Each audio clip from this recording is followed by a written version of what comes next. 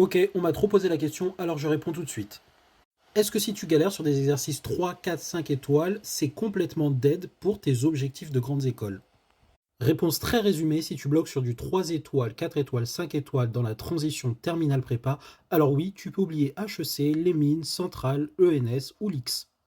Oui, je sais, la réponse est violente, mais laisse-moi m'expliquer. Parce que oui, il va bien falloir m'expliquer, sachant que j'ai l'air de contredire ce qui est dit ici. Ça va vous paraître bizarre, mais ce que j'ai dit et ce qui est dit dans ce paragraphe sont vrais. Évidemment, ce que j'ai dit était ultra simplifié, voire simpliste, mais je vais développer. Mais déjà, je lis la phrase pour que ça rentre dans la tête de tout le monde. Ne pas trouver, même en y passant du temps, un exercice de niveau 1 ou 2, ne préjuge en rien de votre future réussite en CPGE ou plus généralement dans l'enseignement supérieur.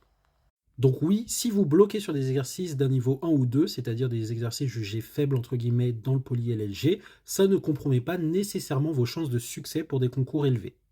En l'absolu, parce que en fait, ça dépend de plein de facteurs. Et la question la plus pertinente qui doit être affrontée, c'est pourquoi?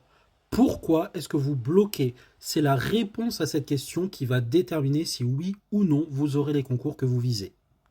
Pourquoi le poly-LLG de Tossel dit ceci? Parce qu'il y aura toujours des tas d'exemples de personnes qui bloquaient sur des exercices de niveau 1, 2, 3 et qui ont réussi à avoir d'excellentes écoles après. Il y en a plein. Mais qu'est-ce qui s'est passé pour ces personnes-là? Elles ont réussi à comprendre qu'est-ce qui les bloquait, à régler le souci et à le surmonter pendant leurs années de classe préparatoire.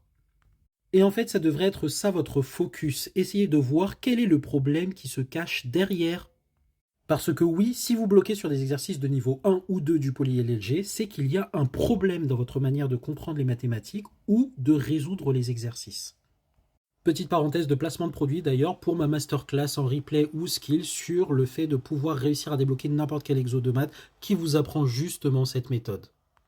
Elle est dispo tout l'été à ce tarif et après à partir de la rentrée, le tarif va augmenter donc n'hésite pas.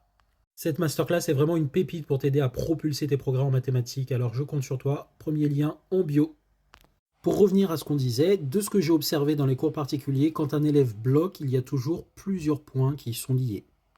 Le premier point, c'est que l'élève ne connaît pas ou ne comprend pas son cours. Et ça, peu importe ses notes, je parle même d'élèves qui ont eu 20 au bac. Si vous avez eu 20 au bac et que vous bloquez sur des 1-2 étoiles du poly-LLG, vous ne comprenez pas votre cours de maths. Le deuxième point, c'est que les élèves se sont habitués à résoudre des questions sans réfléchir et n'ont pas développé un processus de réflexion, une stratégie qui permet de résoudre les exercices. Ce sont ces deux points faibles qui sont au cœur de tous les blocages d'exercices de mathématiques que vous aurez dans le supérieur. Du moins jusqu'à un niveau L3, parce que L3 on passe dans un autre monde, c'est quand même un peu plus compliqué. Donc en fait, quand vous bloquez sur des exercices LLG de niveau 1, 2 ou 3, vous révélez ces points faibles.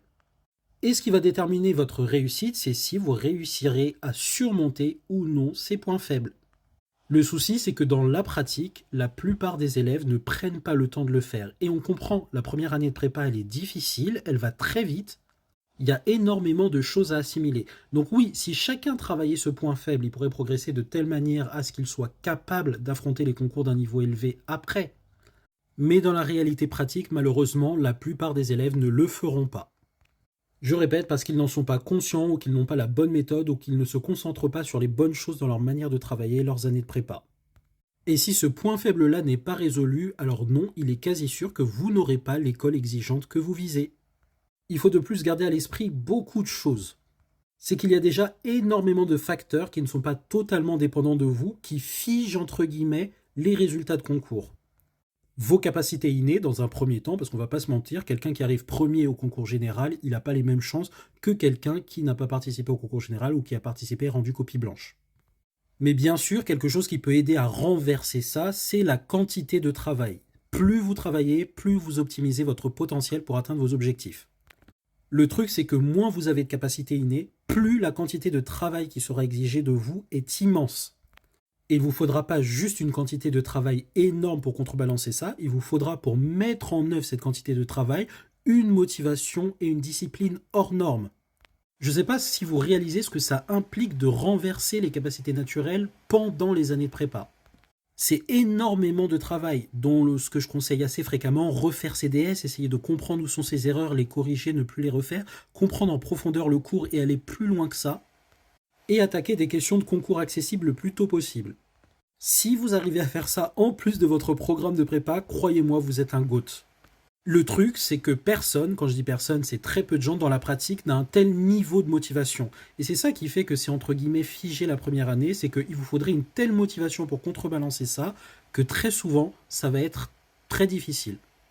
Et donc, autre chose en plus de votre capacité, de votre niveau de motivation et de discipline qui fige entre guillemets les résultats, tout simplement la prépa dans laquelle vous allez aller. Triste à dire, mais il y a aussi votre condition sociale et votre contexte social.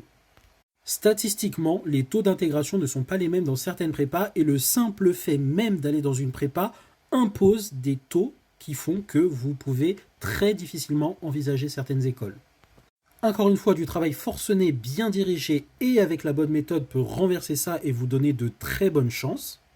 Mais il faudra une stratégie précise et très intelligente et hyper efficace pour contrebalancer ça. Par exemple, certaines prépas qui ne sont pas dans le top 20, 30 ou 50 ne préparent que pour les concours de CCINP. Si vous visez une école au-delà de ce niveau de concours, ça va être très difficile pour vous puisqu'il va falloir fournir un effort supplémentaire qui va au-delà des exigences déjà qu'attendent votre prépa. Encore une fois, je ne dis pas que c'est impossible, ça reste possible avec beaucoup de travail, de volonté et la bonne méthode et c'est justement mon travail, mon métier vraiment, d'aider des élèves à réussir ce genre d'exploit. Mais dans la pratique, statistiquement, la plupart des élèves qui intégreront donc la plupart des prépas, la plupart des élèves ayant la plupart des traits communs au niveau capacité, motivation et quantité de travail, si vous bloquez sur du 1, 2, 3 étoiles maintenant et que vous n'avez pas réglé le souci avant d'entrer en prépa, la plupart du temps, vous ne pourriez pas progresser suffisamment ou suffisamment vite pour avoir le niveau qu'il faut pour une grande école. Donc il faut juste en être conscient et mettre en œuvre ce qu'il faut pour se donner toutes les meilleures chances de réussir. Attention, ce que je vous dis, ce n'est pas du tout un discours défaitiste. C'est juste totalement réaliste. Je suis simplement en train de vous dire, attention, le jeu auquel vous jouez, il est biaisé de cette façon. Donc travaillez pour mettre à votre avantage ce que vous savez de ce jeu. Donc s'il vous plaît, confrontez-vous au poly-LLG avec la bonne méthode. Allez dans mes stories à la une à ressources. Ici, par exemple, et vous pouvez même aller à conseils et FAQ, vous avez plein de précieuses informations pour savoir comment aborder ces exercices et comment travailler sur soi pour progresser. Donc, réponse résumée à la question, est-ce que c'est mort pour vos objectifs d'école élevés? Oui, statistiquement, vous partez mal et statistiquement, la plupart ne feront pas ce qu'il faut pour renverser ce départ dans de mauvaises conditions. Mais dans l'absolu, bien sûr que non, ça n'est pas figé. Si vous vous y prenez bien, si vous faites les choses de la bonne façon et que vous vous entraînez, vous vous donnez toutes les chances de réussir. En particulier, si vous le faites avant la rentrée et que vous arrivez à identifier ce problème, vous prenez une extrêmement précieuse avance. Donc maintenant, BG, tu sais ce qu'il te reste à faire. C'est à toi de jouer. Bisous!